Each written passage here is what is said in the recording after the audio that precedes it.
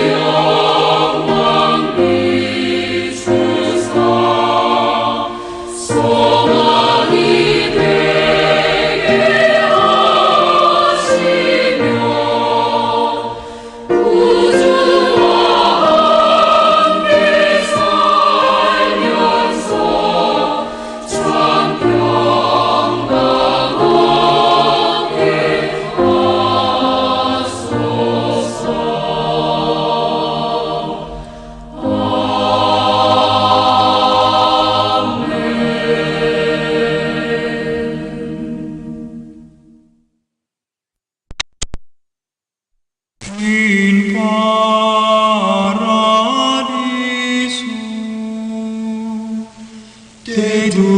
educante angeli in tuo adventus suscipiante materes et perducante in civitatem sanctam Hierusalem in paradiso.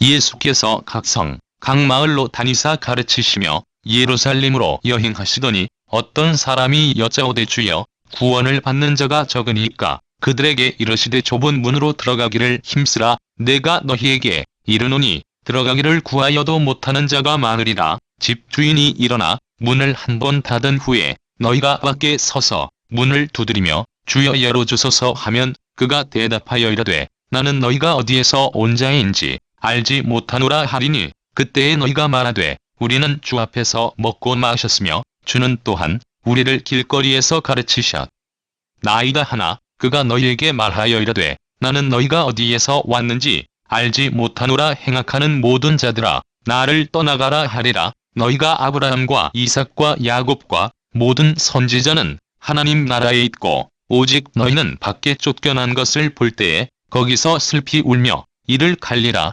사람들이 동서남북으로부터 와서 하나님의 나라 잔치에 참여하리니 보라 나중 된 자로서 먼저 될 자도 있고 먼저 된 자로서 나중 될 자도 있느니라 하시더라.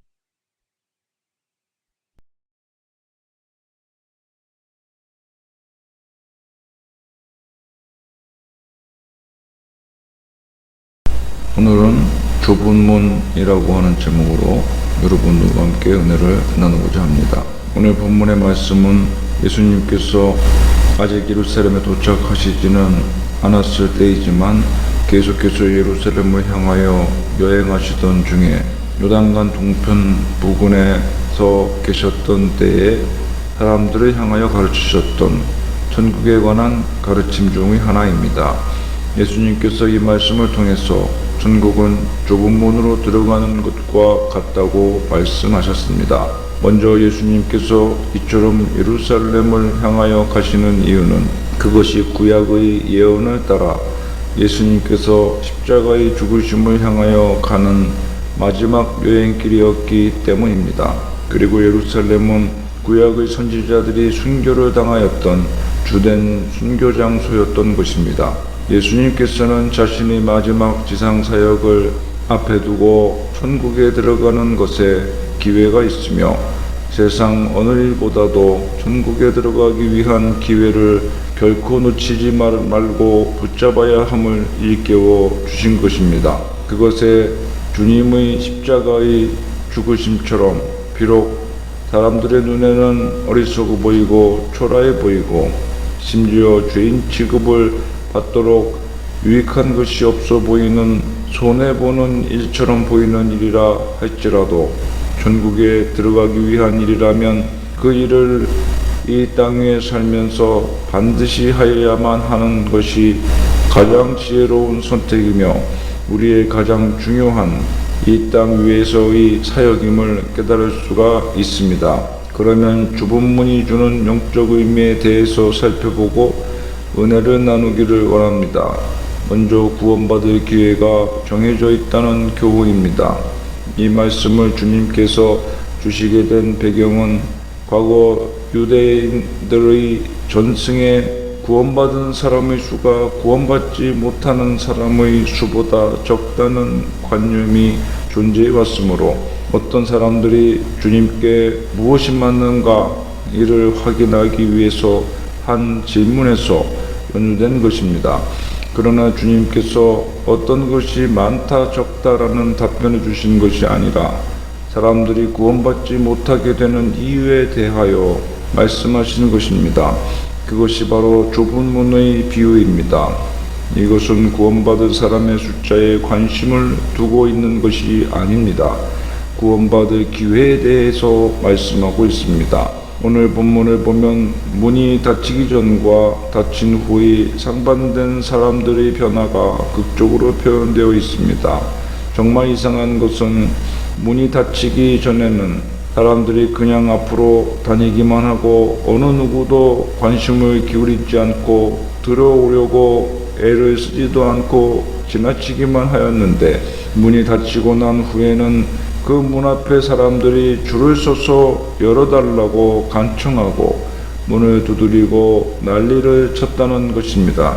이러한 좁은 문에 관한 말씀은 병행구절인 마태복음 7장에도 나오는데요. 그 문의 성격이 약간 다릅니다. 마태복음의 문은 성문을 의미하는 반면 오늘 본문의 문은 지부의 문입니다. 즉 성문으로 말씀하고 있는 것은 전승으로 가는 문을 상징하는 것이며 지부의 문으로 나타나 있는 것은 잔치집인데 즉 천국에서 열리는 천국잔치 장면을 상징한 말씀인 것입니다. 천국의 영광과 기쁨을 좁은 문 안의 상황이 상징적으로 보여주고 있는 것이며 좁은 문으로 들어가지 못한 나머지 사람들이 거하게 될 상황은 영광이나 기쁨과 정반대되는 고통스럽고 절망스러운 상황을 맞이하게 될 것을 의미하는 것입니다. 기회가 열려 있을 때에 집 안으로 들어가야지 기회가 지난 다음에는 들어갈 마음이 간절하여도 절대로 들어갈 수가 없다는 것이 주요 내용이 되겠습니다. 그 전에는 언제든지 마음만 먹으면 들어갈 수 있을 것처럼 오랜 시간 열려 있었지만 막상 순식간에 닫히게 되며 그 후에는 절대로 다시 열리는 일이 없을 것이니 열려 있을 때, 즉 구원받을 기회가 주어져 있을 때, 다시 말하면 복음을 듣고 주님을 영접할 기회가 있을 때에 그 기회를 소중히 여기고 마지막 기회로 생각하여 꼭 붙잡아야만 한다고 하는 주님의 간절한 당부의 말씀인 것입니다. 문이 닫히고 난 후에 집안의 사정을 바깥에 있는 사람들이 비로소 확실하게 알게 되는 것처럼 이해가 됩니다. 문이 닫히기 전에는 알지 못했던 천국의 비밀들이 만천하에 공개되며 이렇게 좋은 곳이 있다면 왜 내가 거절하고 무시하고 중요하게 생각하지 않고 하찮게 여기며 삶의 우선순위에서 멀리하고 고집을 피우며 복음을 받아들이지 않았을까 하며 후회하고 안타까워하는 반응을 보이게 되는 것입니다. 비로소 마지막 때의 천국의 비밀을 깨닫게 되지만 천국의 영화로움과 즐거움을 눈으로 바라보면서도 절대로 그곳에 들어갈 수가 없고 오히려 정반대되는 괴로움 속에서 영원히 고통받아야만 하는 상태, 이것이 천국이 아니라 지옥으로 가게 되는 운명에 처한 사람들이 경험하게 될 일인 것입니다. 그래서 성경은 이런 감정을 슬피 울며 이를 갈미 있을 것이라고 말씀하고 있습니다. 슬피 운다는 것은 너무나도 자신들에게 당할 앞으로의 일들을 생각하니 절망스럽고 고통스러워서 슬피 우는 것이고, 복음을 영접하지 않고 주님을 믿지 않은 것에 대한 후회가 뒤늦게 밀려오는 까닭에 울게 되는 것입니다. 또한 이를 갈게 되는 이유는 치밀어 오르는 분노 때문인데 바로 자기 자신을 향한 분노입니다. 살면서 복음을 영접하지 않고 문이 닫힐 때까지 고집을 부리고 관심을 엉뚱한 곳에만 두고 잘못된 방향으로 열심을 내며 세월을 다 낭비하고 달려온 지난날의 자신을 향한 원망과 어리석음과 고집스러움, 완고함에 대한 분노가 치밀어 올라서 이까지 갈게 되는 것입니다. 복음을 듣고 예수님을 믿어 천국 가는 것이 너무나도 쉬운 일이고 순간의 선택일 만큼 단순한 일이었는데 무엇 때문에 그 쉽고 간편한 일조차 차일피일 미루고 하지 않았던가 하는 후회가 너무 한심하게 밀려온다는 것이지요. 다 완성되어 있는 엘리베이터를 올라타기만 하면 되는데 엘리베이터 문이 열리기까지 도착할 때까지 기다릴 인내심이 부족하여 계단으로 올라가다가 한계층도 못 올라가서 엘리베이터가 도착해서 벌써 목적하는 층에 도착하는 것을 보는 것과 비슷한 경험일 것입니다. 그런데 그 결과 계단으로 올라가도 결국에는 목적하는 곳에 갈 수 있지만 구원의 경우는 방향이 완전히 정반대의 방향으로 가는 것이니만큼 결과를 돌이킬 수 없는 것이 차이입니다. 또한 좁은 문이 의미하는 특징 중에 하나는 안에서 주인이 열어줘야만 한다는 것입니다. 문이 닫히고 닫힌 후에는 다시 열릴 수 없는 것은 문 자체의 문제가 아닙니다. 그 문을 닫고 여는 것은 그 집 주인의 마음인 것입니다. 주인이 이제는 문을 닫아야겠다고 생각하니 문이 닫힌 것이고 다시는 열어주는 일이 없을 것이라 생각했으니 문이 열리지 않은 것입니다. 누가 주인의 마음을 돌이킬 수가 있겠습니까? 누가 성주의 마음을 돌이킬 수가 있겠습니까?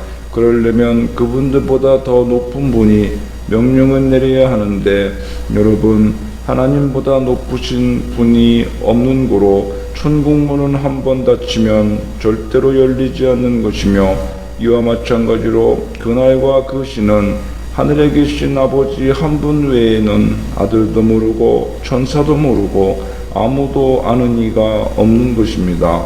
그 전에는 자비로운 집주인이 그렇게 집에 들어오기를 간청하여도 초청하고 문을 열어 두었었지만 사람들이 그 문으로 들어오기를 거절하고 지나치기만 하였습니다.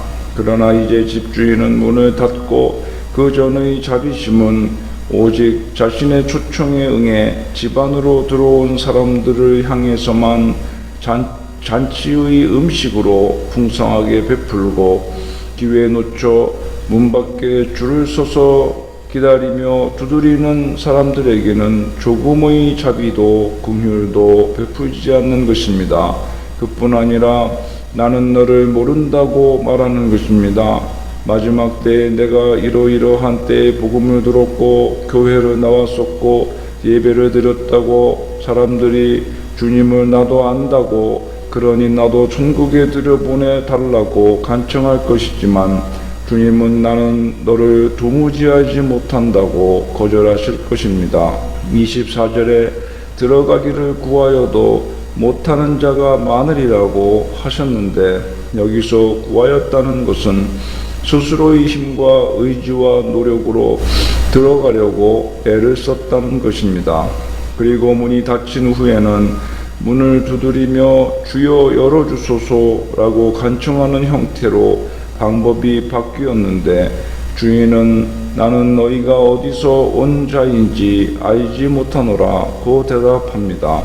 주인에게 열어달라고 간청하는 행동을 문이 열려 있을 때 했어야 하는 것인데 문이 닫힌 후에 하였다는 것이 문제점인 것입니다. 문이 열렸을 때는 자기 힘과 의지로 들어가려고 하였으며 주인에게 허락이나 간청을 해서 들어갈 생각을 하지 않았다는 것입니다. 불신 사람들의 문제점은 이와 같이 주님을 인정하지 않고 자기가 높다 하는 교만함 때문이라는 것입니다. 이렇게 사람들이 좁은 문으로 들어가지 않는 이유는 교만함 때문입니다. 좁은 문은 겸손한 자만이 허리를 굽힐 수 있는 자만이 들어갈 수 있는 문입니다. 좁은 문은 사람들의 주목을 받지 못하기 때문입니다. 여러분, 우리네 인생에서 가장 중요한 문제, 시급한 사안이 무엇이라고 생각하십니까?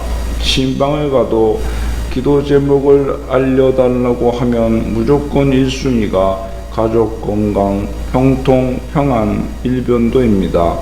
개중에 믿지 않는 식구가 있다 해도 바뀌지 않습니다. 영혼 구원이 들어가는 경우도 그 순위가 맨 뒤에 나옵니다.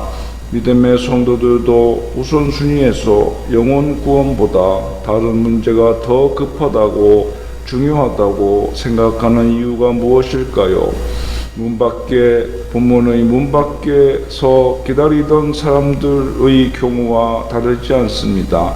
문이 닫혀 들어가지 못하게 되는 때가 올 것이라는 생각을 하지 못했거나 나와는 상관없을 정도로 먼 훗날의 일이라고 생각하였기 때문입니다. 그러나 당장 오늘 밤에 너희 영혼을 도로 찾으리니 그리하면 쌓아둔 재물은 네 소유가 되겠느냐고 주님께서 말씀하신 것을 볼 때에 그날과 그 시를 개인적으로도 찾아오는 것이며 그것이 언제 올지는 각자 아무도 알 수가 없다는 것입니다.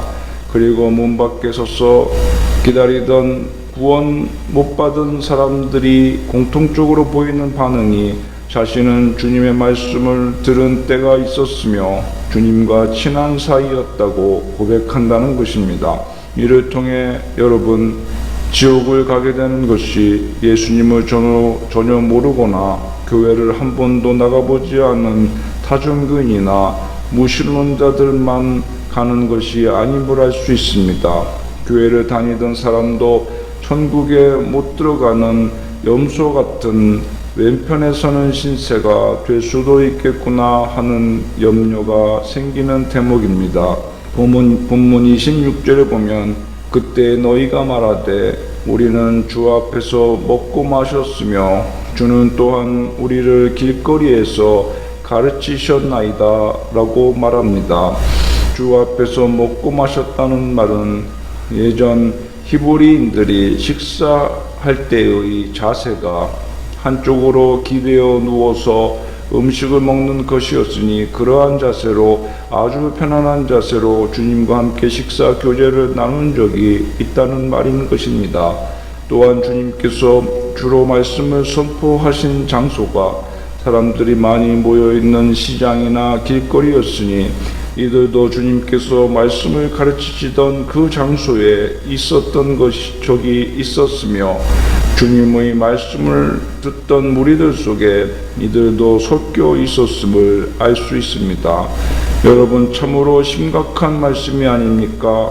오늘날로 바꾸어 말하자면 교회 안에서 성도들끼리 식탁 교제를 나눌 때에 함께 하였으며 예배를 함께 드리고 설교 말씀을 듣는 무리 중에 함께 있었지만 복음을 믿지는 않았고 주님을 영접하지 않았다는 이야기가 되는 것입니다.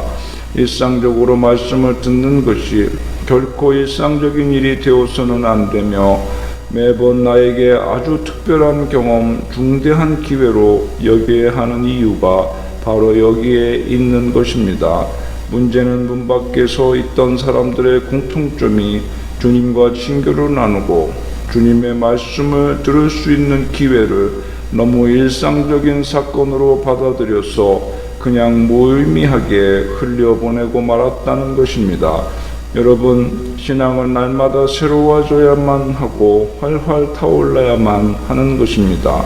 손에 굳은 살이 박히듯이 심장이 가죽처럼 굳어지고 돌덩이처럼 묻어져서는 안 되는 것입니다. 예배와 말씀 듣는 것, 주님과 친교를 나누는 묵상의 시간, 기도의 시간이 그냥 일상적인 일로 생각되는 순간 우리의 신앙은 타성해졌게 되는 것입니다. 운동선수들도 평생 자기가 좋아하는 운동이지만 매일 똑같이 반복하여 하다 보면 슬럼프가 찾아오고 그렇게 되면 초심으로 돌아가서 기본기부터 다시 연습하여야만 겨우 빠져나올 수 있을 만큼 어렵다고 하더군요. 슬럼프에 빠지는 것이 타성해졌는 것입니다. 그 동작을 왜 그렇게 하여야 하는지를 잊어버리고 기계적으로 반복하다 보니까 동작이 변형되고 변형이 심해지고 결국은 엉망이 되어버리는 것입니다. 그렇게 되면 자기가 하는 것이 올바르게 하는 것으로 자기는 생각하기 때문에 이를 전문가가 과학적인 방법으로 어떤 구간에서 어떤 동작, 어떤 궤적이 문제가 되는 것이며 어떻게 교정해야만 하며 그렇게 하여야 하는 이유는 이런 문제 때문이다 라는 것을 재정립시켜 주어야 하는데 이것이 참 어려운 문제라는 것입니다. 그래서 끝끝내 슬럼프를 극복해내지 못하고 운동선수의 직업을 포기하는 경우가 의외로 많습니다. 슬럼프를 극복하기보다는 슬럼프가 찾아오지 않게 꾸준히 기술 훈련을 하고 예방하는 것이 최우선책이라는 것입니다. 신앙생활도 마찬가지입니다. 일신후 일신이라는 말이 있듯이 날마다 주님 앞에 지은 죄를 회개하며 하나님의 말씀으로 묵상하고 기도하며 주님과의 친밀한 교제를 이어나가야만 할 것이며 하나님의 말씀을 듣는 일이라면 이것이 내가 듣는 마지막 주님의 당부라는 생각으로 마음에 겸손히 새겨 넣는 자세가 참으로 영적 유익을 가져다주고 복이 되는 일이라고 사료됩니다. 본문 29절과 30절에 보면 사람들이 동서남북으로 와서 하나님의 나라의 잔치에 참여하리니 보라, 나중된 자로서 먼저 될 자가 있고 먼저 된 자로서 나중될 자도 있느니라 고 주님이 말씀하십니다. 여기서 먼저 된 자는 유대인들이고 나중된 자는 복음을 영접한 이방인을 의미하는 것이지만 복음을 영접한 신약시대의 이방인 중에서도 먼저 된 자와 나중된 자가 있을 것이며 오늘날 우리 시대에도 신앙생활의 시간으로 볼 때에 먼저 된 자와 나중된 자가 있는 것입니다. 그러나 바울 사도가 나는 날마다 죽노라고 했듯이 주 안에서 날마다 나를 죽이고 주 안에서 주님과 연합하여 날마다 새로이 태어나는 경험을 한다면 우리는 항상 나중된 자로서 자신을 겸손히 낮추며 주님의 은혜를 풍성히 받는 인생을 살아갈 수가 있을 것입니다. 어찌 보면 모두가 나중된 자들인데 스스로 먼저 된 자들이라 장자라 생각하고 높다고 생각하고 장칫집 상석에 앉아야만 하는 사람이라고 스스로 생각하는 마음이 문 앞에 있어도 자기 힘으로 들어가려고만 하지 문을 열어달라고 간청하지 못하는 어리석음이 아닌가 생각을 합니다. 그러므로 이같이 결단하시어 모두 다 구원의 문으로 들어가는 복된 성도님들이 되시기를 바랍니다. 기도합시다. 하나님 아버지, 오늘도 좁은 문 구원의 문으로 겸손하게 들어가서 주님과 더불어 영원토록 왕노릇하는 복된 인생, 구원받은 인생이 되게 하여 주시옵소서. 예수님의 이름으로 기도합니다.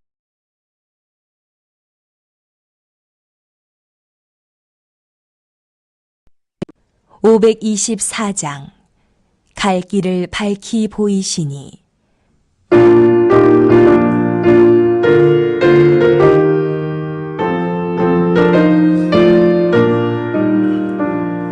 갈 길을